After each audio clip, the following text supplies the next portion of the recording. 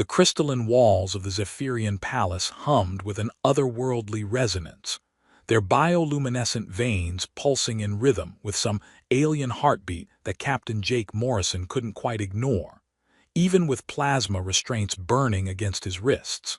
He'd been standing in this ridiculous position for what felt like 3 standard hours, though time moved differently here under the twin suns, and frankly, he was starting to wonder if his captors had forgotten about him entirely. Still refusing to grovel, human. Princess Lyralei's voice cut through his contemplation like a vibro blade through butter, which, Morrison noted absently, was probably an apt comparison given her people's apparent love of unnecessarily sharp things. She circled him with predatory grace, her only distinctly non-human feature, those delicately pointed ears that caught the palace's ethereal light, twitching with what he assumed was amusement. Morrison kept his mouth shut, partly out of military training, and partly because he'd learned that opening it around royalty generally led to more creative forms of imprisonment. The cuts on his face from the spaceport bombing were still fresh, dried blood flaking whenever he moved his jaw, a constant reminder of how he'd ended up in this mess. "Your silence is quite touching," Lyralei continued, her melodic voice dripping with enough contempt to power a small fusion reactor. "Very stoic, very primitive. Tell me, do all humans practice this charming ritual of standing around looking constipated when faced with superior beings?" A few courtiers tittered at this, their own pointed ears quivering with barely contained mirth. Morrison couldn't help but notice they all seemed to have the same haircut, some sort of elaborate braided affair that probably took hours to maintain. He wondered if there was a royal hair statute he wasn't aware of. "Perhaps he's broken," suggested one courtier, a particularly smug-looking individual whose robe seemed to shift colors with his emotions. Currently, they were displaying what Morrison could only describe as malicious purple. "I've heard humans malfunction when removed from their natural habitat of chaos and poor hygiene." Morrison bit back a snort. Poor hygiene. This from a species that apparently thought wearing enough jewelry to outfit a small army was the height of fashion. The princess herself was draped in so many glowing trinkets that she looked like a walking constellation having an identity crisis. "No, he's not broken," Lyralei mused, leaning closer until Morrison could smell something that reminded him oddly of cinnamon and ozone. "He's being deliberately obtuse. Aren't you, Captain Morrison?" Still clinging to some absurd notion of human dignity. Morrison finally looked directly at her, taking in those alien features that were so eerily human except for the ears. Her eyes held an intelligence that was both impressive and irritating, the kind of sharp awareness that suggested she could probably calculate hyperspace trajectories in her head while simultaneously composing insulting poetry about his species. "I've seen Terran slugworms with more backbone," she declared to her audience, earning another round of courtly laughter. "At least they have the sense to curl up when threatened. This one just stands there like a malfunctioning service droid." "Your Highness," Morrison said finally, his voice hoarse from disuse, "I hate to interrupt what I'm sure is a riveting performance, but could we perhaps move this along? I've got a schedule to keep, and standing around being insulted by someone who looks like she raided a jewelry store during a particularly aggressive light show wasn't exactly on my afternoon agenda." The silence that followed was so complete that Morrison could hear the crystalline walls humming their alien song. Princess Lyralei's pointed ears actually perked up, and for a moment, he thought he saw something like approval flicker across her features before the royal mask slipped back into place. "How dare you," she began, her voice rising with genuine indignation. "Kneel." The single word cut through the chamber like a plasma blade through quantum foam, and Morrison felt every person in the room freeze, as if someone had activated a temporal stasis field. The voice belonged to Queen Seraphina, who had apparently materialized on her throne without anyone noticing, a neat trick that Morrison filed away under "things to ask about if I survive this." Princess Lyrale's face went through several color changes that would have been impressive if Morrison hadn't been too busy trying to figure out why everyone looked like they'd just witnessed the heat death of the universe. "Mother, I was merely—" "The deference right has been invoked," the Queen said calmly, as if she just announced the weather forecast rather than apparently triggering some sort of ancient protocol that had turned her courtiers into living statues.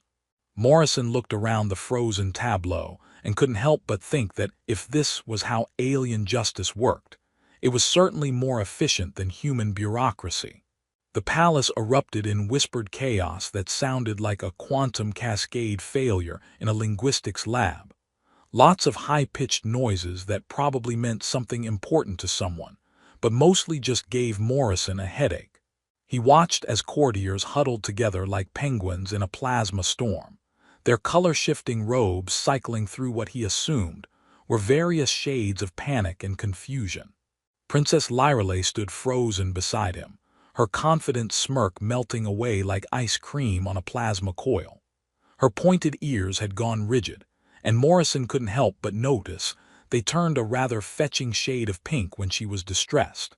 It was almost endearing if you ignored the part where she'd been cheerfully insulting his entire species moments earlier.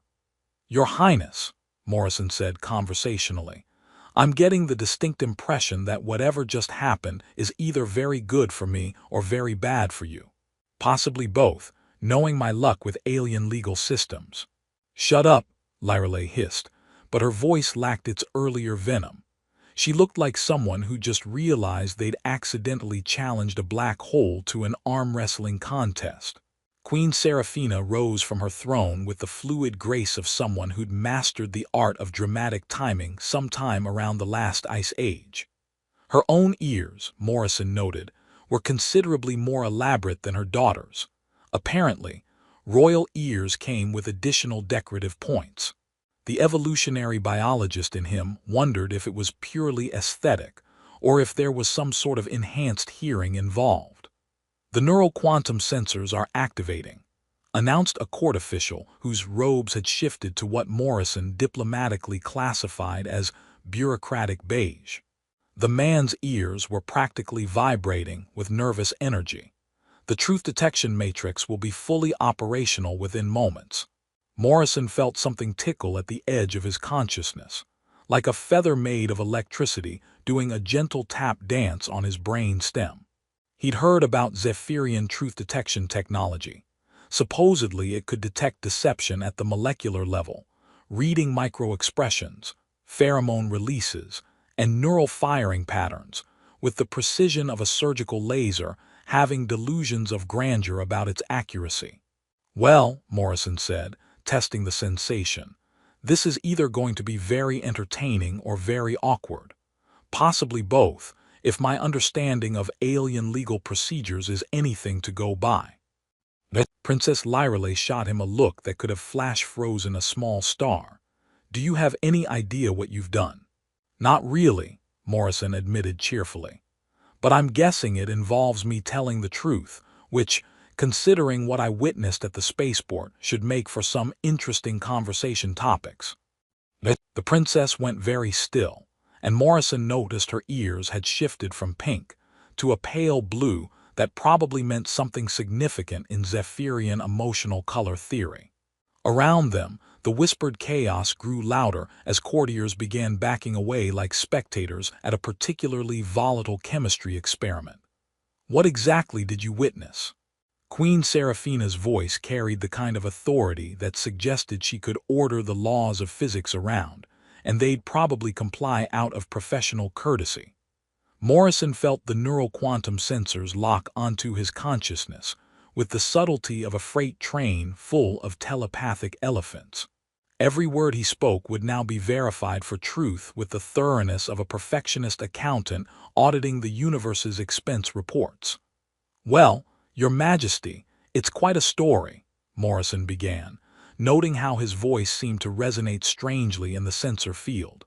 "It all started when I noticed that the humans meeting with your palace ministers at the spaceport weren't there for the cultural exchange program.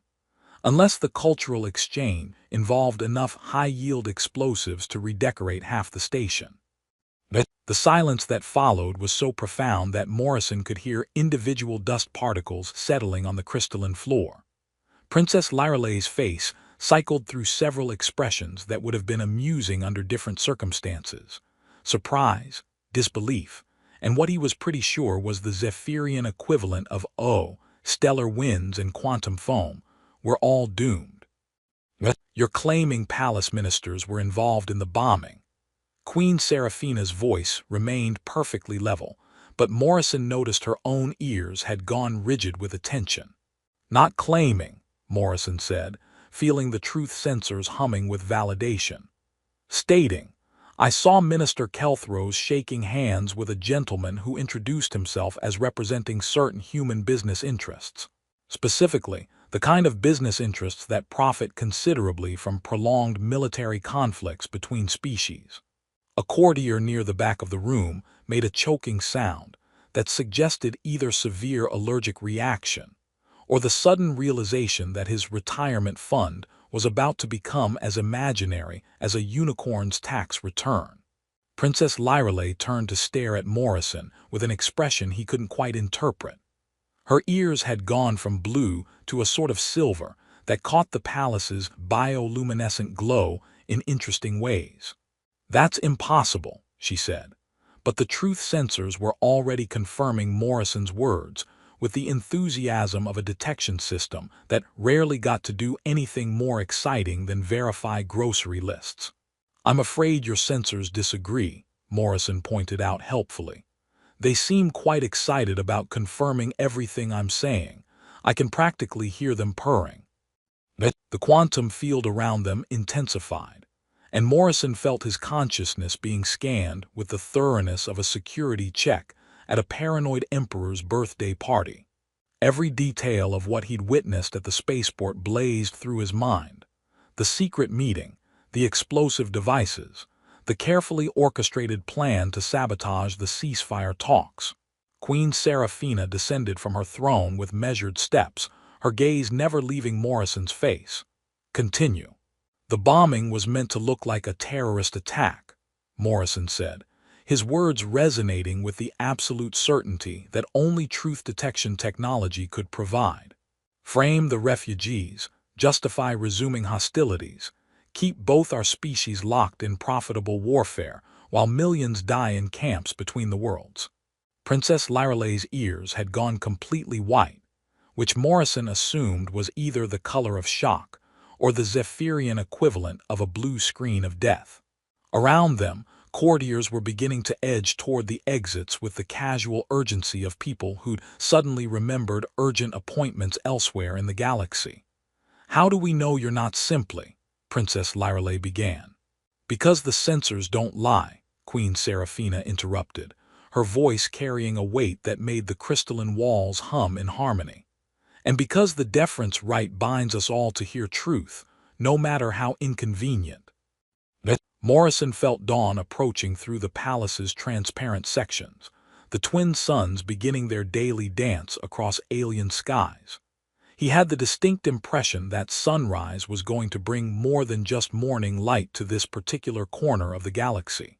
The pre-dawn light filtering through the palace's bioluminescent walls had turned everything into what Morrison could only describe as an aquarium having an identity crisis, all shifting blues and greens that made him slightly seasick.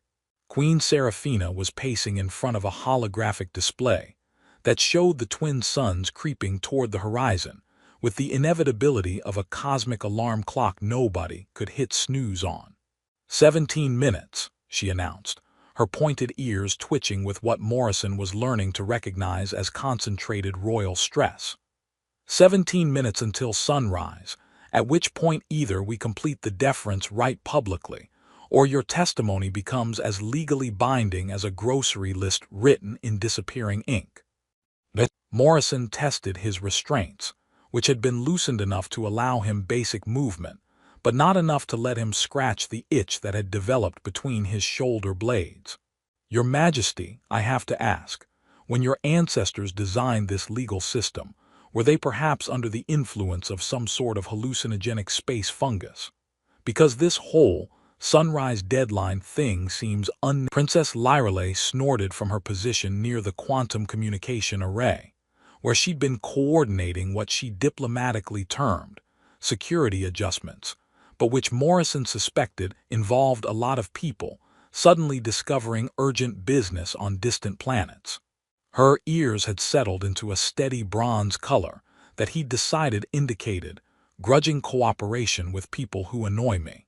Our ancestors, she said without looking up from her holographic interface, believed that truth revealed in darkness was mere shadow, but truth spoken under the light of both suns carried the weight of cosmic law. Also, they were apparently very fond of unnecessary symbolism and really early morning appointments. Charming, Morrison muttered. Nothing I love more than galactic diplomacy with a built-in time limit. It's like diffusing a bomb while taking a philosophy exam.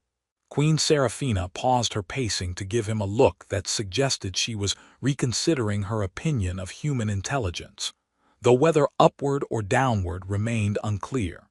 Captain Morrison, I need you to understand something. When we step onto that ceremonial platform she glanced at the display, 16 minutes, every word we speak will be broadcast across both our civilizations through quantum entanglement networks. This won't just be a legal proceeding. It'll be the most watched event since the last time someone tried to teach a Rigelian diplomat proper table manners. Morrison felt his stomach perform what could generously be described as a barrel roll. Wonderful. Public speaking with aliens while under the influence of truth detection technology. I don't suppose there's a handbook for this sort of thing. There is, actually, Princess Lyrale said, finally turning from her display with what might have been the ghost of a smile. It's approximately 4,000 pages long and written in ancient Zephyrian, which is only slightly more comprehensible than trying to read a technical manual while having a stroke. Helpful. Morrison watched as floating crystal platforms began arranging themselves outside the palace's main plaza, guided by some sort of gravitational manipulation technology that made his inner ear extremely unhappy. I don't suppose anyone thought to include a summary, maybe with pictures. The summary, Queen Seraphina said, moving to stand beside him at the transparent wall, is that you and I must present ourselves before the assembled masses, formally declare the truth of your testimony, and hope that the political fallout doesn't result in either of us being exiled to some unpleasant corner of the galaxy where the local wildlife has evolved specifically to find sentient beings delicious. Morrison nodded thoughtfully. Right, so standard diplomatic procedure then. Princess Lyrale's ears perked up with what he was learning, to interpret as surprised amusement. You know, for a species we've been calling primitive for the last 3 centuries, you humans have a remarkably practical approach to cosmic absurdity. We've had practice, Morrison said. You should see our tax code sometime. It makes your deference right look like a children's picture book about friendship and sharing. The quantum communication array chimed with an incoming priority message, and Princess Lyrale's expression shifted back to business mode. Minister Kelthros and his associates have attempted to leave the planet, she announced. Their transport suffered what our traffic controllers are diplomatically calling a sudden and inexplicable gravitational anomaly that resulted in an emergency return to the spaceport. Translated from bureaucratic into honest, Queen Seraphina added, we used a tractor beam. Morrison couldn't help but grin. I'm starting to like your justice system. It has a certain direct quality that I find refreshing. Don't get too comfortable with it, Princess Lyrale warned. After this is over, assuming we all survive with our dignity intact, there's still the matter of what to do with you. Technically, you're still a prisoner of war, even if you're currently the most helpful prisoner of war in recorded history. I'm sure we can work something out, Morrison said. I've always wanted to see what alien diplomatic immunity looks like. I'm imagining it involves a lot of paperwork and possibly a small badge that grants me the right to park in restricted zones. The twin suns crested the horizon with a brilliance that made the palace's walls sing in harmonic resonance, their light refracting through the floating crystal platforms in patterns that hurt to look at directly. Queen Seraphina straightened, her posture shifting into what Morrison could only describe as regal battle mode. "It's time," she announced. "Captain Morrison, I hope you're prepared to make history." Morrison flexed his shoulders, testing the range of motion his restraints allowed. "Your Majesty, I've spent most of my military career making history, usually while people shot at me. This can't be any worse than the Battle of Proxima Station, where I had to negotiate a ceasefire while hanging upside down from a damaged airlock." Princess Lyreley stared at him. "That actually happened. Tuesday afternoon, as I recall. Very inconvenient timing." Morrison watched as the crowds began gathering in the plaza below, thousands of Zephyrians arranging themselves with the orderly precision of a species that had turned public gatherings into an art form. "Though I have to say, your people certainly know how to organize a crowd. Very impressive. Do you practice this sort of thing, or is it some kind of genetic predisposition toward theatrical presentation?" "Both," Queen Seraphina said, moving toward the chamber's exit. "We're a species that believes if you're going to do something, you might as well do it with style and enough witnesses to ensure it becomes a proper legend."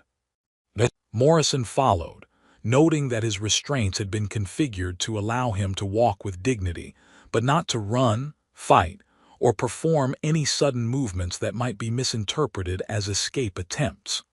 "I can respect that philosophy.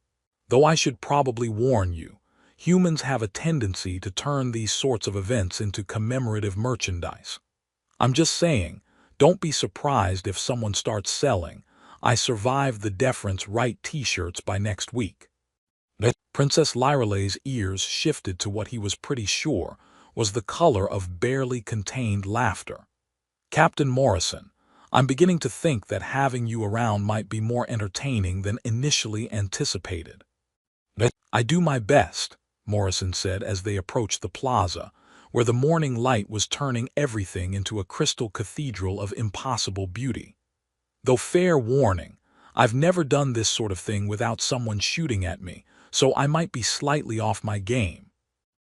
The great plaza buzzed with enough nervous energy to power a small fusion reactor, and Morrison found himself standing on a floating crystal platform that hummed beneath his feet like a cat made of quantum mechanics. Thousands of Zephyrians had gathered below, their pointed ears creating a sea of expectant triangles that reminded him oddly of a geometry lesson, having delusions of grandeur. Queen Seraphina stood beside him with the kind of composure that suggested she'd been born for moments like this, while Morrison tried not to think about the fact that every word he was about to speak would be broadcast across two civilizations and probably analyzed by xenolinguistics experts for the next century. "Remind me again," he murmured to the Queen, "what happens if I accidentally say something that gets misinterpreted by the translation matrix? Because human idioms don't always translate well, and I'd hate for this to go down in history as the day I accidentally declared war because of a figure of speech about poultry." "Try to avoid metaphors involving birds," Queen Seraphina advised, her own voice barely audible over the quantum amplification field that was powering up around them. "The last time a human diplomat mentioned counting chickens, our xenobiology department spent 6 months trying to figure out why you were apparently keeping inventory of Earth livestock during peace negotiations." The neural quantum sensors activated with a harmonic resonance that made Morrison's teeth itch, and suddenly every thought in his head felt like it was being examined by a team of very polite but extremely thorough cosmic auditors. Princess Lyreley's voice echoed across the plaza from the ceremonial coordination platform, her ears catching the morning light as she addressed the crowd in formal Zephyrian that sounded like music having an argument with mathematics. She's explaining the charges against the conspirators, Queen Seraphina translated quietly, and the legal precedent for accepting human testimony under the deference right. Also, she just made a joke about how this is probably the first time in galactic history that a prisoner of war has become a star witness while still technically in custody. Morrison watched as Minister Kelthrose and his associates were escorted onto a lower platform, their expressions suggesting they'd recently discovered that their retirement plans had been replaced with extended stays in correctional facilities with very poor reviews. I have to ask, what exactly happens to war profiteers under Zephyrian law? Community service, Queen Seraphina said with a smile that would have made a shark nervous. They'll be assigned to refugee camp reconstruction. Manual labor, no technology assistance, minimum wage. We find it builds character. I like your justice system more and more. The truth detection field intensified, and Morrison felt his consciousness being scanned with the thoroughness of a security check conducted by paranoid telepaths with perfectionist tendencies. When he spoke, his words carried across the plaza with crystal clarity, each syllable verified for absolute accuracy by technology that could probably detect lies told in parallel dimensions. Citizens of Zephyria and Earth, Morrison began, his voice amplified by quantum resonance. 3 days ago, I witnessed a meeting between human war profiteers and Zephyrian palace ministers. Their plan was simple: stage a bombing, blame the refugees, restart the war, and profit from the resulting chaos while millions died in camps between our worlds. The crowd's reaction rippled through the plaza like a wave of shocked realization, thousands of pointed ears twitching with emotional response. Morrison continued, detailing everything he'd seen, every conversation overheard, every piece of evidence that painted a picture of calculated betrayal by individuals who'd chosen profit over peace. Queen Seraphina stepped forward, her own words carrying the weight of royal authority enhanced by truth detection technology. The investigation confirms Captain Morrison's testimony. The conspiracy involved 12 palace ministers and 17 human corporate entities. All have been arrested and will face justice under joint jurisdiction protocols. Princess Lyrale's voice joined theirs, her earlier hostility replaced by grudging respect tinged with what Morrison was learning to recognize as alien diplomatic humor. The refugee corridors will open immediately. Transport ships are already moving to begin evacuation of the camps, and Captain Morrison will be granted full diplomatic immunity, though we're still working out the parking privileges. The laughter that rippled through the crowd had a distinctly relieved quality, like the sound of tension being released from a pressure valve designed by comedians. Morrison felt the truth sensors beginning to power down, their work complete, and realized he'd somehow managed to survive his first experience with alien justice without accidentally starting an interstellar incident. There is one final requirement of the deference right, Queen Seraphina announced, turning to face Morrison directly. The crowd fell silent, thousands of eyes focused on the floating platform where human and alien stood together under the light of twin suns. Morrison felt a moment of panic. Please tell me it doesn't involve ritual combat or sacred dancing, because I should probably mention that humans are notoriously bad at both. Nothing so dramatic, Queen Seraphina said, though her ears were definitely twitching with suppressed amusement.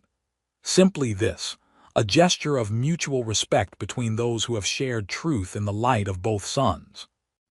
She extended her hand, and Morrison realized with a mixture of relief and bemusement that after everything they'd been through, the accusations, the conspiracy, the ancient rituals and quantum sensors, it all came down to a handshake.